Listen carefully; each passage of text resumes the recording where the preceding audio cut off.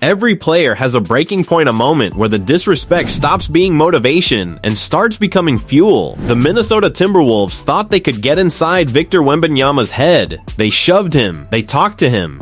Anthony Edwards got in his face. And Wemby? He just smiled, because some players need anger to perform. Wemby needed something far more dangerous. He needed a reason. And Minnesota just handed him one. The disrespect how Minnesota woke up the wrong giant. Let's rewind to how this started. Because Game 5 didn't happen in a vacuum. The Timberwolves came into this game with a plan. Not just a defensive scheme, a psychological one. They were going to get physical. Get in Wemby's head. Make him feel the game. Make him uncomfortable. 2 minutes in, Wemby sets the screen, calls for the lob, doesn't get it, follows the shot anyway, gets the putback, with Gobert holding one hand and Edwards pushing him from behind. Rudy Gobert on the offensive end gotta be one of the funniest things in the league. He thought about passing it up, and then he's like, fuck it, we on my time now. Upping away with DeAndre Hunter. Allow himself to get boxed out, and that was unnecessary. He's really improved on the offensive end over the past couple of years. Footer, Gobert the offensive rebound, underneath. For Don, Anthony Edwards with 7 assists as well. Pretty amazing symmetry. Then the word started. Sadie Sissoko and Wemby exchanging looks. Anthony Edwards walking over not to play basketball, but to make a point. Shoulder into his back. A little shove as they walked by. The referees watched. The crowd buzzed. And Wemby? He smiled. Would much rather see him wait till he into the... I want to know what... I want to hear Udonis Haslem comment on that in the postgame. And dapped up players, coaches, one by one. That smile should have been Minnesota's first warning sign. Because there are two types of elite players in this league. The ones who get rattled by disrespect. And the ones who catalog it, store it away, and make you pay for it with interest. Victor Wembanyama is the second type.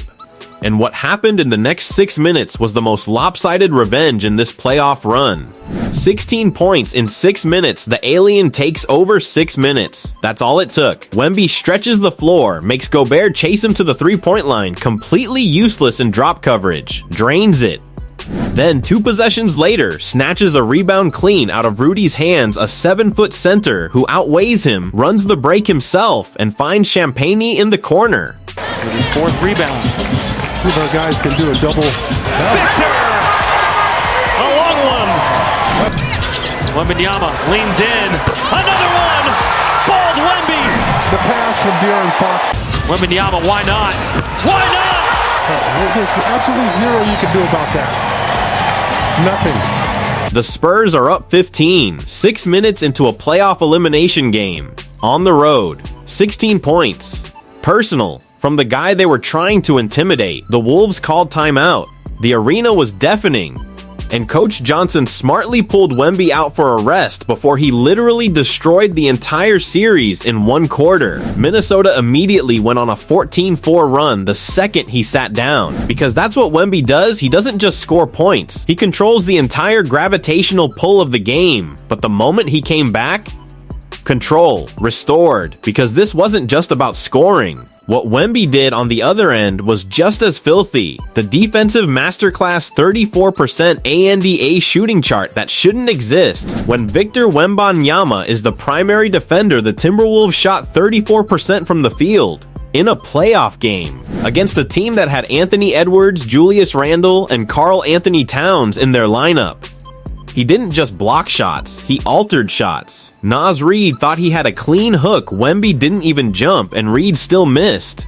McDaniels tried to get creative, Wemby was already there. Edwards drove baseline, couldn't finish. And then there was the boxing out. Watch McDaniels and Reid try to box out this man. Both of them.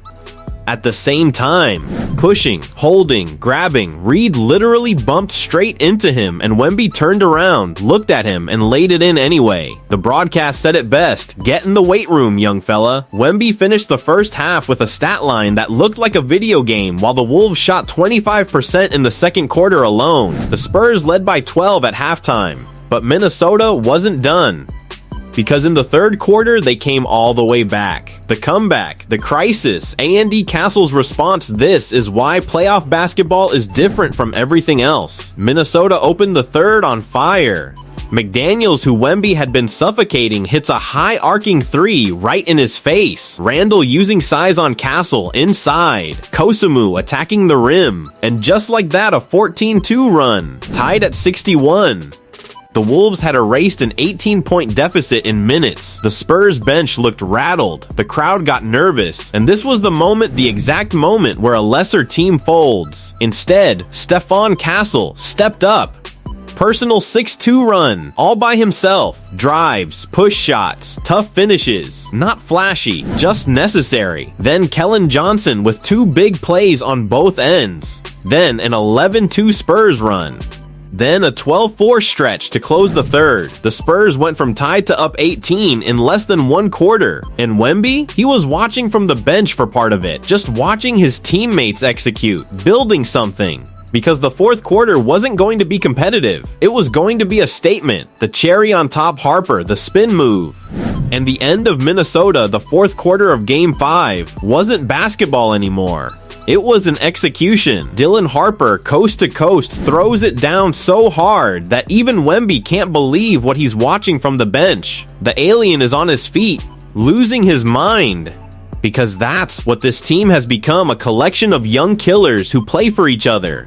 Then Stephon Castle steals it from Edwards in transition, throws it down, screams in his face, and then the cherry on top of everything. Wemby gets Gobert spinning in circles in the post. One dribble, spin, the other way, spin again. Rudy Gobert, a 3-time Defensive Player of the Year, looking like he's chasing his own tail. The arena lost its mind. Wemby lost his mind. And in the post-game interview, even the opposing coach summed it up perfectly. Some of the stuff Wemby was doing, you don't really have too much of an answer for it. You just kind of hope he misses. 27 points, 17 rebounds, 5 assists, 3 blocks, 56% efficiency. Minnesota tried the mind games. They tried the physicality. They tried everything. And Wemby answered every single thing they threw at him with a smile on his face and 27 points on the board. That's not just a revenge game. That's a message to every team left in these playoffs. Don't wake him up. This didn't happen because Wemby was the most talented player on the floor. It happened because Minnesota gave him something most superstars never get in a playoff game. A reason. They shoved him, they talked to him, they tried to make him feel small, and he answered not with words, not with anger, but with 27 points, 17 rebounds, and a spin move that broke a man's ankles in the playoffs. That's what a real revenge game looks like. That's why Wemby isn't just a prospect anymore. If this breakdown gave you chills, hit that like button. Subscribe because the West Finals are next and you do not want to miss it. And the next video is already up. See you there.